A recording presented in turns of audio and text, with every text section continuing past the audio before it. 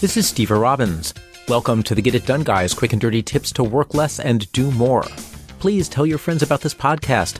Like Get It Done Guy on Facebook and share it on your timeline. Personal word of mouth is how we build our audience. I don't like conflict. Conflict brings up messy emotions, and they're such a mess. I mean, if we could just remove emotion from the equation, the world would be much simpler. We would all be logical, and everyone would understand that the best course of action is the one that I recommend. There would be no bickering or disagreements. Even art could be conveniently created according to the parameters considered most pleasing to the human nervous system, and we could all use mathematical notation everywhere. But since we're stuck with emotion, the best we can do is learn to manage it in advance. The best way I know of managing conflict is to manage it when you're calm and not in conflict, obviously. When you're in a relationship or a work group or starting a project or doing a joint venture or getting a new roommate or a cubicle mate or putting together a new team or onboarding a new polyamorous family unit, solve your conflicts in advance. When you're all in a good mood, munching on gummy bears, exchanging back rubs, and eating Oreo ice cream cake, that is the time to resolve your conflict. You resolve it by creating a resolution plan. Normally when you disagree, you have a mature adult discussion. If things are thrown, they're thrown at the wall, not at the other person, and then you offer a tantalizing piece of Oreo ice cream cake as a peace offering and everything changes. By the end of the meeting, everyone happily jumps on the consensus bandwagon and life is perfect. But what if the things you throw are sharp and pointed and they seem to be aimed at the other person's head rather than the wall? That's a sign to activate your resolution plan. Your resolution plan is what you all agree to now that you will do then to resolve a disagreement that's so severe that it even resists the Oreo ice cream cake. First, have a safe word. The first part of a resolution plan is a word or a phrase that you can say that lets everyone involved know that things are getting out of hand. You can yell, "Things are getting out of hand! Let's use our resolution plan!" Or you can agree on a word or phrase that's unlikely to come up in normal conversation, like perquacky. Then, when the action is nearing the boiling point, someone yells, "Perquacky, perquacky!"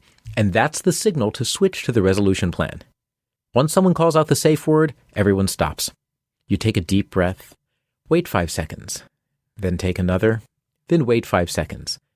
Then take a third deep breath. Then you de-escalate and you begin resolution. The simplest resolution plan is flipping a coin. If you agreed in advance that conflicts will be decided by a random coin flip, then after you call perquacky, you just flip a coin and follow the desires of whomever wins the coin toss. Let's say that your schmoopy wants you to sell all your possessions to buy schmoopy a Liberace-style cloak for their birthday. You would rather keep your possessions and spend your money on a college degree, but you agreed back when you were both calm that your resolution plan would be to flip a coin. So you flip, heads, schmoopy wins, you sell all your possessions, and schmoopy gets rhinestones. Lots and lots of rhinestones. Use a communications framework, because you can be more sophisticated than just a coin toss. Use a resolution plan that includes a conflict resolution process. For example, if you've read Getting to Yes, your resolution plan would include a discussion of positions and interests. Once the resolution plan kicks in, you each share your position and the underlying interest that's driving your position. Your position is saving money for college. The underlying interest is really saving for retirement and having a good career, even though global warming will, of course, put your chosen retirement home 30 feet underwater by the time you're old enough to retire. Schmoopy's position is wanting Liberace's cloak, but the underlying interest is Schmoopy's desire to feel pretty, oh so pretty. Now, brainstorm together for solutions that meet both of your underlying interests. You get the pathetic illusion of a secure future in what is really a cruel, uncaring world, and Schmoopy gets to feel pretty.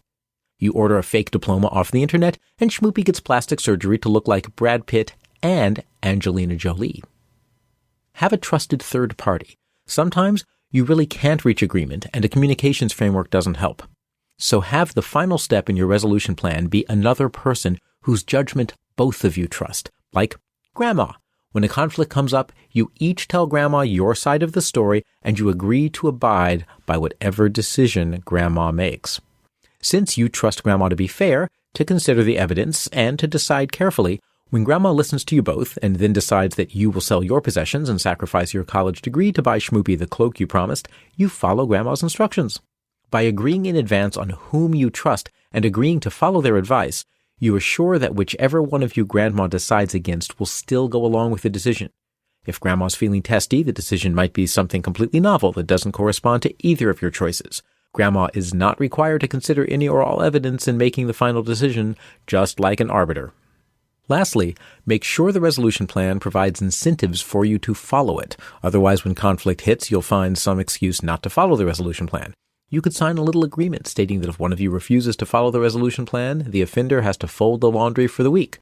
Or, to use positive motivation, you get rewarded for following the resolution plan with a slice of Oreo ice cream cake for everyone who immediately jumps on board. A resolution plan works because you all agree on it before a problem comes up. So your main motivation is creating a fair resolution process, not improving any specific point. John Rawls would be proud. You can create resolution plans anywhere you will deal with the same people over a long period of time, in romantic relationships, at work, with your kids, and so on. And that messy emotional conflict, it will still happen, but now you'll have a cool, rational plan that you know will get you back on track. So make your resolution plan today. This is Steve Robbins. Remember, when you see your best friend today, tell him or her to visit me at itunes.com/getitdoneguy. I help high achievers accelerate or change careers. If you want to know more, visit steverobbins.com. That's SteverRobbins.com. Work less, do more, and have a great life.